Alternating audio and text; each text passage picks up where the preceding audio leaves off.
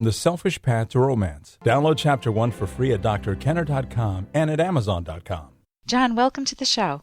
Thank you, Doctor. Yeah, you have a question on this 12-step method? Yes, I'm in one 12-step recovery program for 15 years, and I'm finding a need to be in another fellowship as well.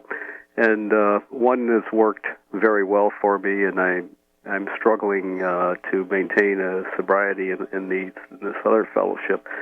And your name came up, and I'm wondering, is it rational for me to rely on 12-step recovery programs so that I don't practice the addictions that seem to be compulsive in me? Okay, what are your habits? I've had alcoholism, and then the other one is food and sex addictions. Okay, when we call them addictions, what do we assume? That we're powerless over them, and that my life has become unmanageable. And then it becomes how easy or hard to change. If a doctor says, Ellen, you've got diabetes, I don't have it, but if he says that, then I have to work within the bounds of diabetes if I want to live longer and happier, right? Yes. When you're told you have an addiction, it's like a rubber stamp on you that then tells you what about the change process. How do you mean? Well, if somebody tells me that, let's say that I drink too much, and somebody tells me it's an addiction, it's partly genetic, it's partly maybe, habits from a long time ago, but regardless, you need to give yourself up to a higher power. You need to recognize that you're an alcoholic for life. You can never let down your guard.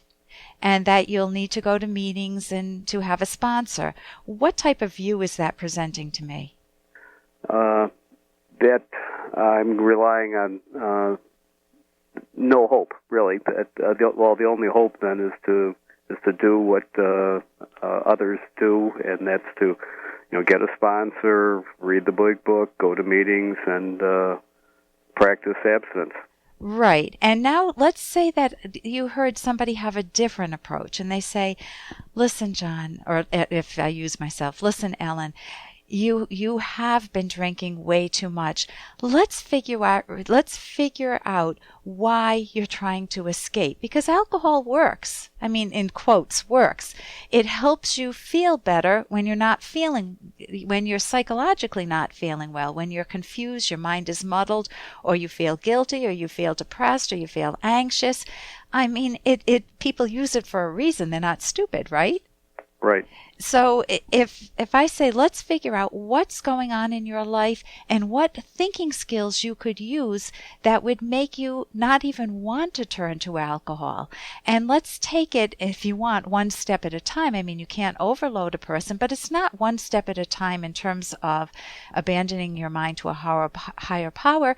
It's loving your mind, embracing your mind, being willing to face good facts about yourself. Some people are running away from actually very good traits that they have that they feel unfortunately guilty for. Maybe they're ambitious and they feel guilty for being too selfish. They want the better things in life, and their parents don't want them to go a certain route. That's an unearned guilt, and it would be much better for them to recognize that that's an unearned guilt and deal with it rather than just continuing a habit. I agree it turns into a habit, but I don't see it as an addiction, and habits are something you can break, of turning to alcohol as a means to deal with problems that are in your mind. So if I said to you, hey, I got to interrupt this because we've got to pay some bills. 30 seconds, that's it. A very quick ad, and then Ellen will be back. Romance. Ugh, I wish guys knew more about what we want from a relationship. Boy, I wish I knew more about what I want. Where's that ad I saw? Here it is. The Selfish Path to Romance. A serious romance guidebook. Download Chapter 1 for free at selfishromance.com and buy it at amazon.com. The Selfish Path to Romance. That is interesting. So if I said to you, listen, you don't have to be an alcoholic for life, and AA is not the only route. There are rational recovery programs, and you can have a cognitive therapy approach, or there are other approaches too that are effective. I mean, people respond differently to different interventions, but you can gain the thinking skills that can help you face head on whatever the main problems are that are driving you to drink. Do you eat too much? Is that it? Right. You're morbidly obese? No. I just binge on sweets, cookies. I can eat a box of cookies at a setting. Oh, so can I. But I have changed. I mean, as a childhood, I used to sit with the marshmallow, the chocolate-covered, I don't know what they were, graham cracker, delicious treats. I forget the name now. And I could go through a box at a time. I used to sneak and steal them out of the cabinet in the middle of the night when my parents were sleeping. I mean, talk about, but I wouldn't call that an addiction. It's just a pursuit of values, and knowing my parents wouldn't let me have it, I had them.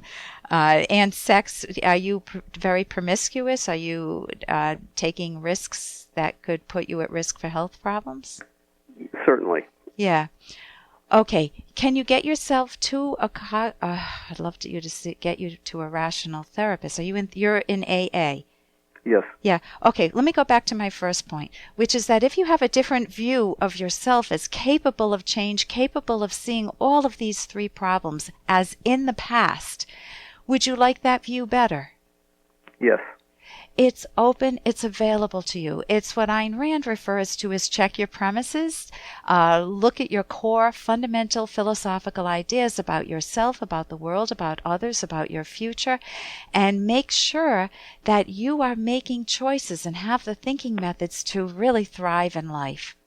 And I wish I could say there are a lot of objectivist psychologists. There aren't yet. The closest thing is a cognitive therapist, but some of them come from irrational theoretical orientation. So you can go to the academyofct.org. You can go to my website, that will list cognitive therapists around the country. You can go to my website, and there is a book, Sober for Good. That's an excellent book by Ann Fletcher. Okay. And that's just dealing with the alcohol problem. But if you can also, there at my website, drkenner, KENNER.com, there is also a book, Changing for Good. Okay. And that just totally pulverizes the view that change is impossible. The idea of turning to a god or a mysticism really robs you of your own mind. Mm-hmm. And it keeps you tied to that system and tied to that, in quotes, disease, which I don't see as a disease.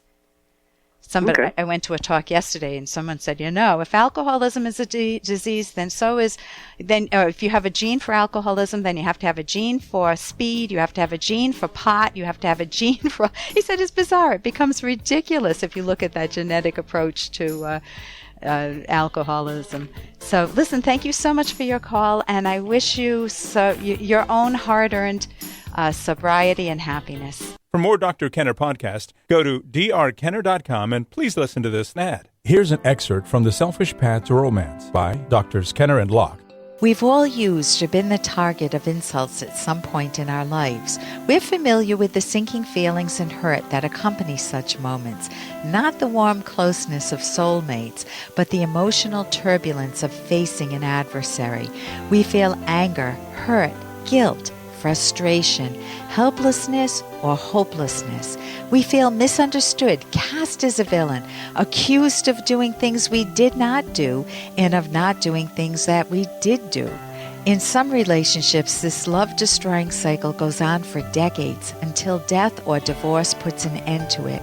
When your partner, your best friend, has turned into an enemy, you both lose.